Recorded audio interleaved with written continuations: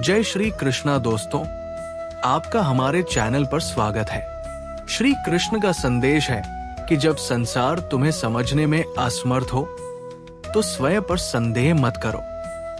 ये तुम्हारी कमी नहीं बल्कि तुम्हारी विलक्षणता का प्रमाण है। अक्सर जो प्रकाश सबसे अप्रत्याशित रूप से खिलता है उसे वे आंखें स्वीकार नहीं कर पाती जो अंधकार की आदी हो चुकी है। अपनी कीमत इसलिए कम मत आंकना क्योंकि दूसरे उसे देख नहीं पा रहे। सत्य तो ये है कि तुम्हारी चमक उन स्थानों पर है जहां अभी ज्ञान का सवेरा नहीं हुआ है। याद रखो, जो बादल मूसलाधार वर्षा लाकर धरती की प्यास बुझाते हैं वे भी तो आकाश में अकेले ही गरजते हैं। यदि लोग तुम्हारे मूल्य को न पहचान पाएं तो विचलित मत होना। हर कोई जौहरी नहीं होता कि हीरे और कांच के बीच का अंतर समझ सके। बहुधा दुनिया सतही चमक दमक को ही असली मान लेती है। संभव है कि तुम उस मार्ग पर अकेले चल रहे हो जो मंजिल की ओर जाता है, जबकि बाकी दुनिया एक भीड़ बनकर किसी ऐसी दिशा में बढ़ रही है जिसका कोई गंतव्य ही नहीं। श्री कृष्ण हमें सचेत करते हैं कि संसार का ये एक कड़वा सत्य है। जिन्हें सबसे अधिक सहानुभूति और समझ की आवश्यकता होती है, अक्सर उन्हीं को सबसे ज्यादा गलत ठहराया जाता है। इसका कारण स्वार्थ है, एक ऐसी अंधी शक्ति जो रिश्तों की पहचान नहीं करती, केवल अपने लाभ का अवसर खोजती है। जब स्वार्थ हावी होता है तो वो मित्रता के मुखौटे को भी नोचकर शत्रुता का असली चेहरा सामने ले आता है। हे अभिभावकों, व्यथित न हो। स्मरण रहे, सीता के पिता राजा जनक के पास समस्त वैभव और साम्राज्य था, फिर भी वे सांसारिक सुखों की अस्थिरता से बच न सके। अद्भुत घटनाएं वही घटित होती है जहां हृदय में अटूट और निर्मल आस्था होती है। आज जो तुम्हें साधारण मानकर अनदेखा कर रहे हैं, यदि तुम्हारी दृष्टि विशाल बनी रही तो कल वे तुम्हारे दृष्टिकोण की महानता के समक्ष नतमस्तक होंगे। वृक्ष टहनियों के टूटने से नहीं बल्कि अपनी जड़ों के कमजोर होने से नष्ट होता है। उसी प्रकार मनुष्य की पराजय बाहरी परिस्थितियों से नहीं बल्कि उसके अपने चरित्र के पतन से होती है। श्री कृष्ण समझाते हैं कि जीवन का सबसे बड़ा वरदान श्वासों का चलना है। प्रकृति के अमूल्य उपहार वायु, जल, निद्रा और मानसिक सुकून सदैव निःशुल्क उपलब्ध है। इनसे विमुख होना स्वयं को हानि पहुंचाना है, परंतु कुछ लोगों से दूरी बनाना अनिवार्य है। वे जो नकारात्मकता में डूबे हैं, जो दूसरों की सफलता से ईर्ष्या करते हैं और जो आवश्यकता के क्षण में मुंह फेर लेते हैं। परमात्मा तुम्हें मार्ग अवश्य दिखाएंगे, पर उस पर कदम बढ़ाने का संकल्प तुम्हारा ही होगा। यदि तुम प्रयास ही न करो तो अपनी निष्क्रियता का दोष ईश्वर पर मत डालो। और जो तुम्हें छलकर आज हंस रहे हैं, नियति का विधान उनके लिए भी है। एक दिन उनके अपने कर्म ही उनकी हंसी को भय में बदल देंगे।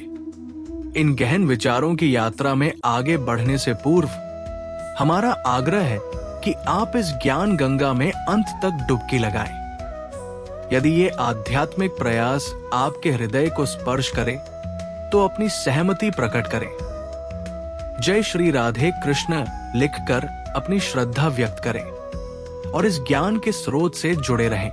संकीर्ण विचार, क्षुद्र हृदय और निराशावादी नजरिया, ये तीन दुर्गुण महान से महान व्यक्ति का भी पतन कर सकते हैं।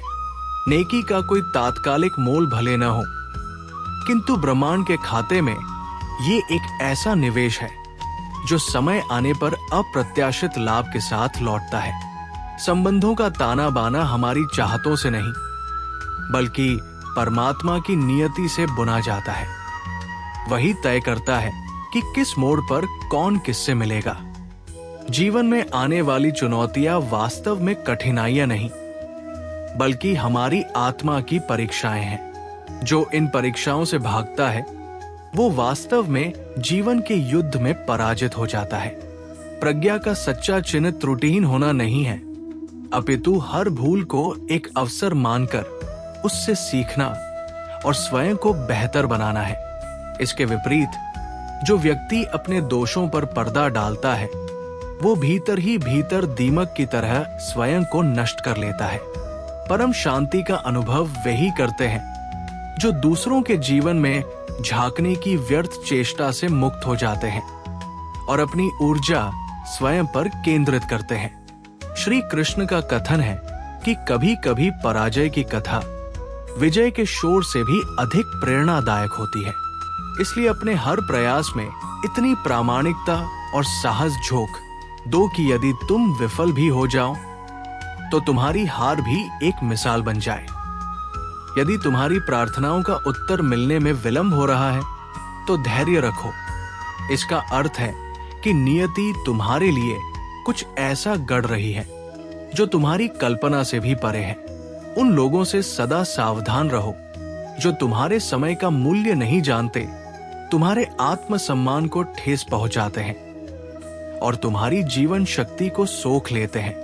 जिस क्षण तुम्हारा विश्वास भाग्य से हटकर अपने पुरुषार्थ पर टिक जाएगा, उसी क्षण से भाग्य स्वयं तुम्हारा अनुसरण करने लगेगा। परिश्रम में वो शक्ति है जो प्रारब्ध की लकीरों को भी बदल सकता है। जो व्यक्ति उत्तरदायित्व का भार वहन करता है उसे न तो रूठने का अधिकार होता है और न ही बिखरने की अनुमति। जब किसी मनुष्य को दूसरों की पीड़ा में आनंद आने लगे तो समझ लेना कि वो एक चलता फिरता शव मात्र है, क्योंकि उसकी आत्मा का देहांत हो चुका है। मधुर वाणी आपकी पहचान बना सकती है, किंतु जब आपके विचार भी पवित्र और मधुर हो तब आत्माओं का गहरा संबंध स्थापित होता है। यदि कोई तुम्हें अज्ञानी कहे तो उसे गलत सिद्ध करने के प्रयास में मत उलझना, क्योंकि ऐसा करके तुम स्वयं को उसके सीमित दृष्टिकोण के बंदी बना लेते हो। शांतिपूर्ण मौन को अपना शस्त्र बनाओ। ये हर आरोप का सबसे सशक्त उत्तर है। जो अतीत में खो चुका उसके लिए शोक करने से वर्तमान के अवसर भी हाथ से निकल जाते हैं। स्मरण रखो, बहाव और बदलाव ही सृष्टि का शाश्वत नियम है। श्री कृष्ण का उपदेश है कि यदि जीवन की घटनाएं तुम्हारी समझ से परे हो तो भयभीत मत होना। अक्सर जब परमात्मा तुम्हारे लिए एक भव्य भविष्य की रचना कर रहे होते हैं तो वे पहले वर्तमान की व्यवस्था को भंग करते हैं। मार्ग के कांटे तुम्हारे अवरोधक नहीं, बल्कि तुम्हारे धैर्य और पराक्रम के परीक्षक है। एक ठोकर जो सबक सिखाती है वो सहस्रों ग्रंथों में नहीं मिलता। यदि कभी स्वयं को दिशाहीन पाओ तो भागने के बजाय ठहर जाओ। संभव है कि ये जीवन की दौड़ से विराम लेकर आत्मचिंतन में उतरने का निमंत्रण हो। श्री कृष्ण की शिक्षाओं का सार ये है कि जीवन में कठिनाइयों का आना निश्चित है, किंतु महत्वपूर्ण ये है कि तुम उनका सामना किस मनोभाव से करते हो। अपने चित्त को स्थिर, आत्मा को अडिग और आस्था को अटूट रखो, ये मानकर कि प्रत्येक घटना एक वृहद योजना का हिस्सा है। परमात्मा की दृष्टि सदैव तुम पर है। तुम्हारे बिखरने पर वे तुम्हें संभालते हैं। तुम्हारे अकेलेपन में वे तुम्हारे सहचर बनते हैं। और जब संपूर्ण जगत तुमसे विमुख हो जाए तब भी वे तुम्हारा हाथ थामे रहते हैं। आथा, जब भी संसार तुम्हें अनदेखा करे तो एक शांत मुस्कान के साथ आगे बढ़ना और स्वयं को समझने की यात्रा को कभी विराम मत देना। कोई व्यक्ति जल के कारण नहीं डूबता, वो तो तब डूबता है जब तैरने का प्रयास त्याग देता है। जीवन का सिद्धांत भी यही है। विपत्तियां तुम्हें परास्त नहीं करती, बल्कि तुम्हारे भीतर जन्मी हताशा ही तुम्हारे पतन का कारण बनती है।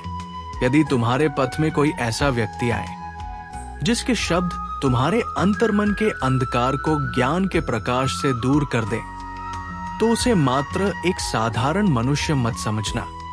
वो तुम्हारे प्रश्नों का साक्षात ईश्वरीय उत्तर है। परमात्मा के न्याय का चक्र भले ही धीमी गति से घूमता हो, पर जब वो अपना निर्णय सुनाता है तो स्वयं समय भी स्तब्ध होकर देखता है। तुम्हारे साथियों का तुम्हारे जीवन पर गहरा प्रभाव पड़ता है। सही संगति तुम्हारे जीवन की दिशा बदल सकती है, और यदि तुम्हें कोई ऐसा साथी मिले जो तुम्हारे विचारों को निर्मल कर दे, तो जान लेना कि वो व्यक्ति नहीं, स्वयं प्रकाश का पुंज है। यथार्थ जीवन केवल उन घटनाओं का संग्रह नहीं जो तुम्हारे साथ घटीं, बल्कि उन सबकों का सार है जो तुमने उन घटनाओं से सीखे जहां संसार बाहरी कर्म कांडों में उलझा है। श्री कृष्ण अंतर्मन पर विजय प्राप्त करने का उपदेश देते हैं। यदि तुम्हारा चित्त चंचल है और हाथ केवल माला फेर रहे हैं, तो ये भक्ति नहीं, केवल एक आडंबर है। जैसे ही तुम पहला कदम बढ़ाते हो, मार्ग स्वयं खुलने लगते हैं, किंतु यदि तुम निष्क्रिय होकर बैठ गए तो लक्ष्य की दिशाएं भी तुमसे ओझल हो जाएंगी। प्रत्येक ठोकर पराजय नहीं होती। कभी कभी आगे की छलांग के लिए पीछे हटना भी आवश्यक होता है। तुम्हारी सबसे बड़ी शक्ति तुम्हारी आशा है, और जो अंत तक आशा नहीं छोड़ता उसे कोई शक्ति पराजित नहीं कर सकती। जिस क्षण तुम्हें पीड़ा के मध्य भी एक अनूठी शांति का अनुभव होने लगे, तो ये इस बात का संकेत है कि प्रेम अब केवल स्मृतियों में नहीं, बल्कि तुम्हारी आत्मा के स्पंदन में बस चुका है। संबंध वही सार्थक है जो तुम्हारी उड़ान में बाधा न बने, अपितु तुम्हारे पंखों को और विस्तार देने के लिए तुम्हारे साथ आकाश में उड़ने को तत्पर रहें। श्री कृष्ण का मत है कि तुम्हारी अनुपस्थिति में लोग क्या कहते हैं, इस पर ध्यान देना व्यर्थ है। महत्व इस बात का है कि तुम्हारी उपस्थिति में किसी में तुम्हारे तेज का सामना करने का साहस न हो। मनुष्य का अकेलापन कई रूपों में प्रकट होता है, कभी श्मशान की राख में, कभी सत्ता के शिखर पर, तो कभी अपने ही अंतर्मन के द्वंद्व में। यदि तुम क्रोध के आवेग में क्षण भर ठहर सको और अपनी भूल पर विनम्रता से झुक सको, तो तुम जीवन के महानतम युद्धों को बिना शस्त्र उठाए ही जीत लोगे। प्रतिदिन जब तुम स्वयं को अर्जुन समझकर इस जीवन रूपी कुरुक्षेत्र में प्रवेश करते हो और अपने मन रूपी रथ की लगाम स्वयं थामते हो, तो तुम्हें किसी बाहरी कृष्ण की प्रतीक्षा नहीं करनी पड़ती। तुम्हारी अपनी अंतरात्मा ही तुम्हारा मार्गदर्शन करने वाली कृष्ण बन जाती है। एकाकी पथ पर चलना अहंकार का नहीं, बल्कि उस स्वावलंबन का प्रतीक है जिसकी मौन घोषणा है, मैं किसी पर भार नहीं बनना चाहता।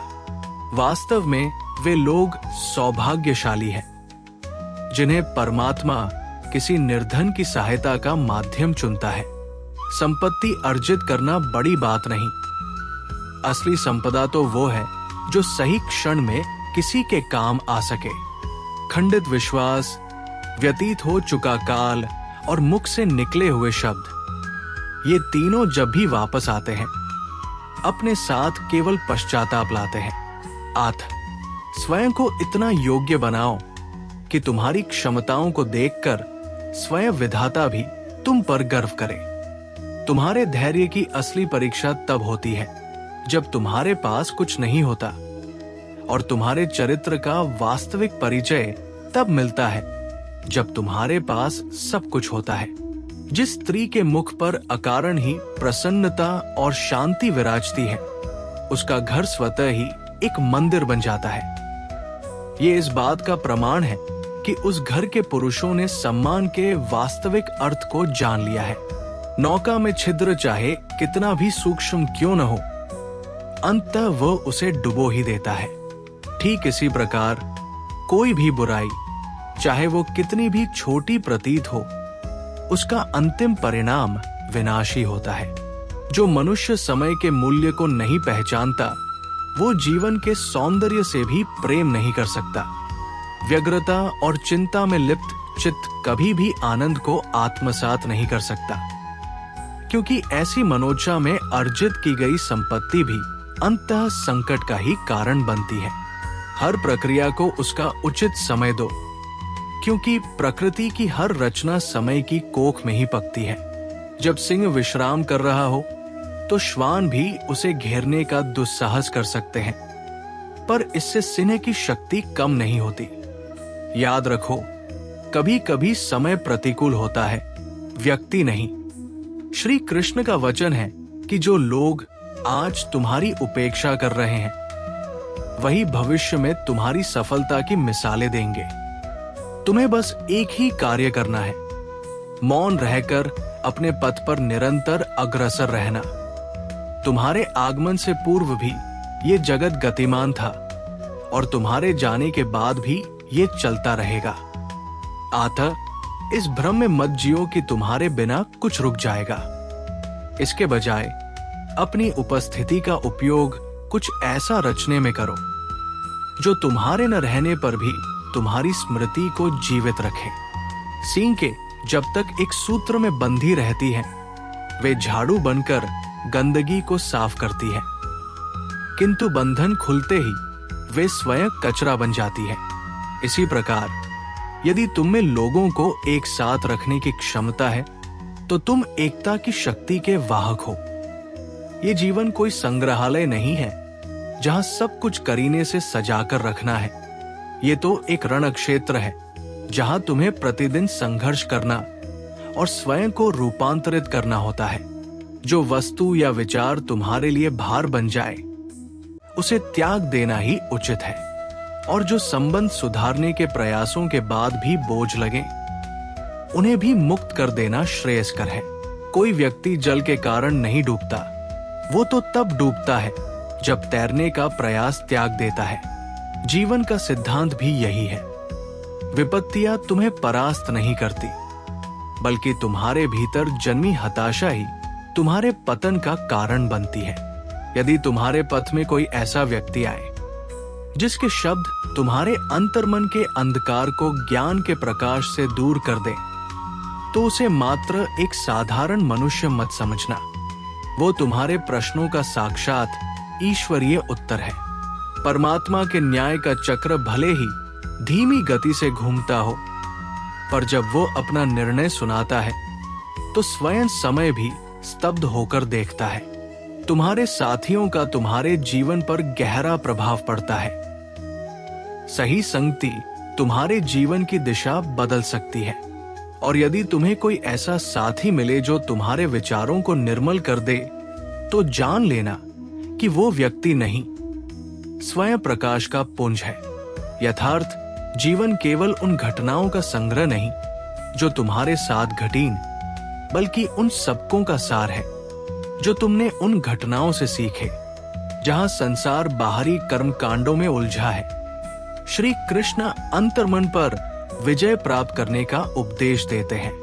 यदि तुम्हारा चित्त चंचल है और हाथ केवल माला फेर रहे हैं, तो ये भक्ति नहीं, केवल एक आडंबर है। जैसे ही तुम पहला कदम बढ़ाते हो, मार्ग स्वयं खुलने लगते हैं, किंतु यदि तुम निष्क्रिय होकर बैठ गए तो लक्ष्य की दिशाएं भी तुमसे ओझल हो जाएंगी। प्रत्येक ठोकर पराजय नहीं होती।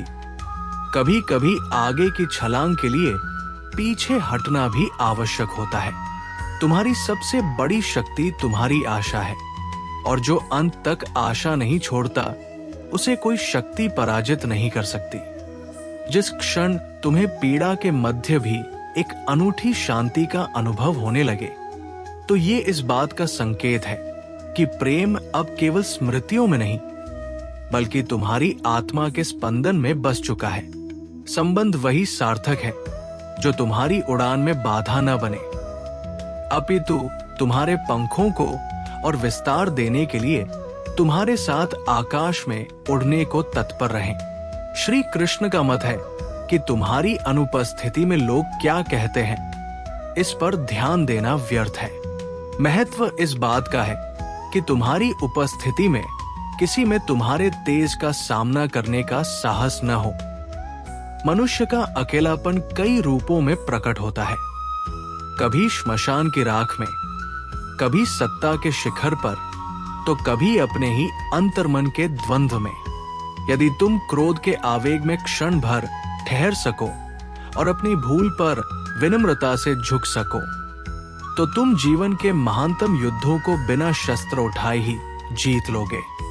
प्रतिदिन जब तुम स्वयं को अर्जुन समझकर इस जीवन रूपी कुरुक्षेत्र में प्रवेश करते हो और अपने मन रूपी रथ की लगाम स्वयं थामते हो, तो तुम्हें किसी बाहरी कृष्ण की प्रतीक्षा नहीं करनी पड़ती।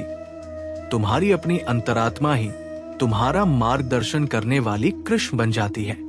एकाकी पथ पर चलना अहंकार का नहीं, बल्कि उस स्वावलंबन का प्रतीक है जिसकी मौन घोषणा है, मैं किसी पर भार नहीं बनना चाहता। वास्तव में वे लोग सौभाग्यशाली हैं जिन्हें परमात्मा किसी निर्धन की सहायता का माध्यम चुनता है। संपत्ति अर्जित करना बड़ी बात नहीं, असली संपदा तो वो है जो सही क्षण में किसी के काम आ सके। खंडित विश्वास, व्यतीत हो चुका काल और मुख से निकले हुए शब्द, ये तीनों जब भी वापस आते हैं अपने साथ केवल पश्चाताप लाते हैं। स्वयं को इतना योग्य बनाओ कि तुम्हारी क्षमताओं को देखकर स्वयं विधाता भी तुम पर गर्व करे। तुम्हारे धैर्य की असली परीक्षा तब होती है जब तुम्हारे पास कुछ नहीं होता, और तुम्हारे चरित्र का वास्तविक परिचय तब मिलता है जब तुम्हारे पास सब कुछ होता है। जिस स्त्री के मुख पर अकारण ही प्रसन्नता और शांति विराजती है, उसका घर स्वतः ही एक मंदिर बन जाता है। ये इस बात का प्रमाण है कि उस घर के पुरुषों ने सम्मान के वास्तविक अर्थ को जान लिया है। नौका में छिद्र चाहे कितना भी सूक्ष्म क्यों न हो, अंततः वह उसे डुबो ही देता है। ठीक इसी प्रकार कोई भी बुराई, चाहे वो कितनी भी छोटी प्रतीत हो, उसका अंतिम परिणाम विनाशी होता है। जो मनुष्य समय के मूल्य को नहीं पहचानता, वो जीवन के सौंदर्य से भी प्रेम नहीं कर सकता। व्यग्रता और चिंता में लिप्त चित्त कभी भी आनंद को आत्मसात नहीं कर सकता, क्योंकि ऐसी मनोचा में अर्जित की गई संपत्ति भी अंततः संकट का ही कारण बनती है। हर प्रक्रिया को उसका उचित समय दो, क्योंकि प्रकृति की हर रचना समय की कोख में ही पकती है। जब सिंह विश्राम कर रहा हो तो श्वान भी उसे घेरने का दुस्साहस कर सकते हैं, पर इससे सिंह की शक्ति कम नहीं होती। याद रखो, कभी कभी समय प्रतिकूल होता है, व्यक्ति नहीं। श्री कृष्ण का वचन है कि जो लोग आज तुम्हारी उपेक्षा कर रहे हैं, वही भविष्य में तुम्हारी सफलता की मिसालें देंगे। तुम्हें बस एक ही कार्य करना है, मौन रहकर अपने पथ पर निरंतर अग्रसर रहना। तुम्हारे आगमन से पूर्व भी ये जगत गतिमान था, और तुम्हारे जाने के बाद भी ये चलता रहेगा। अतः इस भ्रम में मत जियो कि तुम्हारे बिना कुछ रुक जाएगा। इसके बजाय अपनी उपस्थिति का उपयोग कुछ ऐसा रचने में करो जो तुम्हारे न रहने पर भी तुम्हारी स्मृति को जीवित रखे। सींकें जब तक एक सूत्र में बंधी रहती हैं, वे झाड़ू बनकर गंदगी को साफ करती है, किंतु बंधन खुलते ही वे स्वयं कचरा बन जाती है। इसी प्रकार यदि तुम में लोगों को एक साथ रखने की क्षमता है, तो तुम एकता की शक्ति के वाहक हो। ये जीवन कोई संग्रहालय नहीं है जहां सब कुछ करीने से सजाकर रखना है। ये तो एक रण क्षेत्र है जहां तुम्हें प्रतिदिन संघर्ष करना और स्वयं को रूपांतरित करना होता है। जो वस्तु या विचार तुम्हारे लिए भार बन जाए, उसे त्याग देना ही उचित है, और जो संबंध सुधारने के प्रयासों के बाद भी बोझ लगे, उन्हें भी मुक्त कर देना श्रेयस्कर है। किसी भी व्यक्ति का वास्तविक चरित्र दो परिस्थितियों में उजागर होता है। पहला, जब उसके पास अभाव हो, और दूसरा, जब उसके पास प्रचुरता हो। जो तुम्हारे प्रारब्ध में अंकित है, वो तुम्हें अवश्य मिलेगा, किंतु जो उसमें नहीं है, उसे तुम अपने पुरुषार्थ के बल पर अर्जित कर सकते हो। जिस मनुष्य के कर्म और विचार सत्य पर आधारित होते हैं, उसके जीवन रथ का संचालन आज भी स्वयं श्री कृष्ण करते हैं। परंतु जिनके कर्म असत्य और छल से युक्त हो, उन्हें जीवन का रथ तो मिल सकता है, पर उसे दिशा दिखाने वाला दिव्य सारथी कभी नहीं मिलता। तो इन्हीं विचारों के साथ आज की इस कड़ी को यहीं समाप्त करते हैं। इस महत्वपूर्ण चर्चा का अगला हिस्सा हम आपके लिए अगले वीडियो में लेकर आएंगे। अगर आपको ये वीडियो पसंद आई हो तो चैनल को सब्सक्राइब करना न भूलें और वीडियो को लाइक और शेयर जरूर करें। मिलते हैं अगली वीडियो में। तब तक के लिए अपना ख्याल रखें, खुश रहें और प्रेरित रहें। जय श्री कृष्णा।